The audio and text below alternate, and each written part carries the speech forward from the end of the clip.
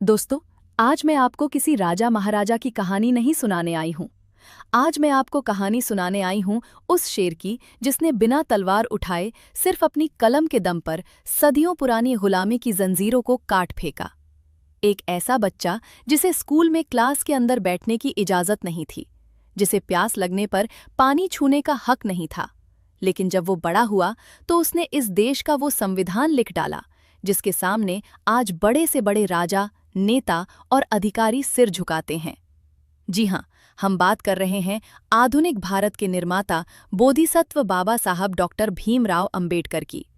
आज के इस वीडियो में हम बाबा साहब के जीवन के उन पन्नों को पलटेंगे जिन्हें देखकर आपके रोंगटे खड़े हो जाएंगे।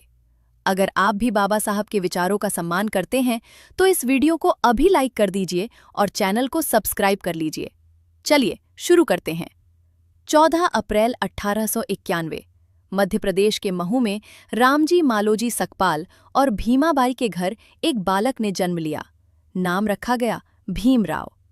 भीमराव का जन्म एक ऐसे समाज में हुआ था जिसे उस समय अछूत माना जाता था। जरा सोचिए, आज हमें थोड़ी सी परेशानी होती है तो हम हार मान लेते हैं, लेकिन भीमराव के बचपन का संघर्ष देखिए। स्कूल जाते तो क्लास के बाहर जमीन पर बोरा बिछाकर बैठना पड़ता। प्यास लगती तो स्कूल का चपरासी ऊपर से हाथ से पानी पिलाता था, और जिस दिन चपरासी नहीं आता उस दिन भीमराव को दिन भर प्यासा रहना पड़ता था। बाद में बाबा साहब ने अपनी आत्मकथा में लिखा भी था, नो चपरासी नो वाटर। लेकिन भीमराव आम मिट्टी के नहीं बने थे। अपमान की इस आग ने उन्हें तोड़ा नहीं, बल्कि उन्हें अंदर से और मजबूत बना दिया। उन्होंने ठान लिया था कि इस व्यवस्था को बदलना है तो सिर्फ और सिर्फ एक ही रास्ता है, शिक्षा। भीमराव पढ़ने में इतने तेज थे कि बड़ौदा के महाराज सयाजीराव गायकवाड़ ने उनकी प्रतिभा को पहचाना और उन्हें विदेश पढ़ने के लिए स्कॉलरशिप दी।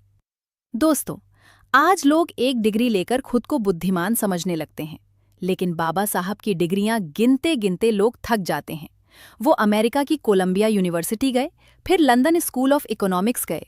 उन्होंने एक नहीं, दो नहीं, बल्कि 4 पीएचडी और बारेट लॉ की उपाधि हासिल की। उस दौर में जब भारत में मुट्ठी भर लोग पढ़े लिखे थे, बाबा साहब के पास 32 डिग्रियां थीं और वो 9 भाषाओं के ज्ञाता थे। लंदन में पढ़ाई के दौरान वो लाइब्रेरी खुलने से पहले बाहर खड़े हो जाते थे और लाइब्रेरी बंद होने के बाद ही बाहर निकलते थे।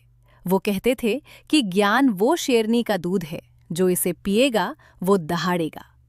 और अब बाबा साहब दहाड़ने के लिए तैयार थे। भारत लौटकर बाबा साहब ने देखा कि डिग्रियां होने के बावजूद समाज में उनके साथ भेदभाव खत्म नहीं हुआ।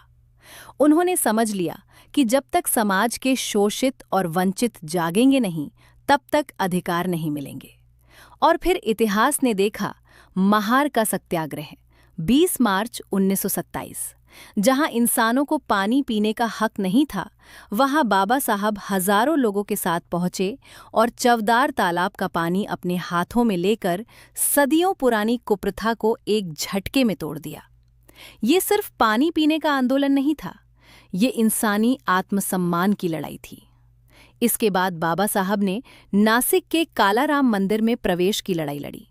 उन्होंने साफ कह दिया कि हमें तुम्हारे मंदिरों से कोई मतलब नहीं है, हमें बस बराबरी का अधिकार चाहिए।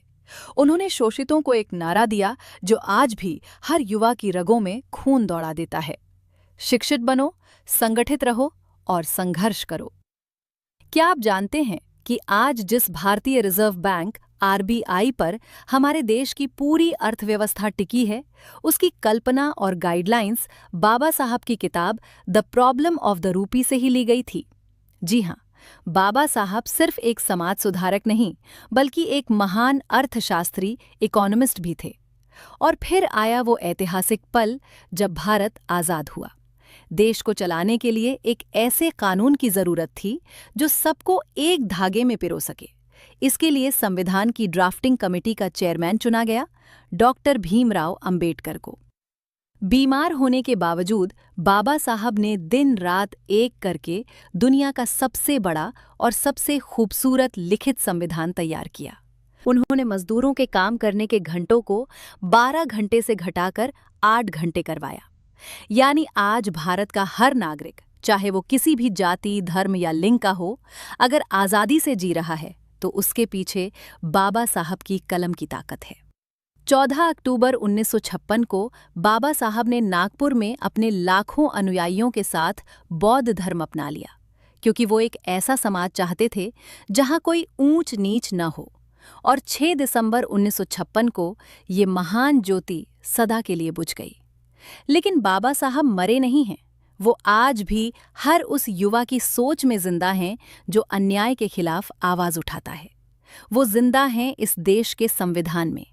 वो जिंदा हैं हर उस छात्र की किताब में जो पढ़ लिख कर इतिहास बदलना चाहता है। बाबा साहब ने एक बात कही थी, जीवन लंबा होने के बजाय महान होना चाहिए, और उन्होंने अपना जीवन महान बनाकर दिखा दिया। दोस्तों, बाबा साहब का जीवन हमें सिखाता है कि परिस्थितियां चाहे कितनी भी खराब क्यों ना हो, अगर आपके पास शिक्षा की ताकत है तो आप पूरी दुनिया को बदल सकते हैं। आपको बाबा साहब की जिंदगी की सबसे प्रेरणादायक बात कौन सी लगती है? कमेंट बॉक्स में जरूर बताएं और गर्व से लिखिए, जय भीम। वीडियो अच्छी लगी हो तो इसे अपने दोस्तों के साथ शेयर करें। मिलते हैं अगले वीडियो में। तब तक के लिए जय हिंद, जय भीम, जय भारत।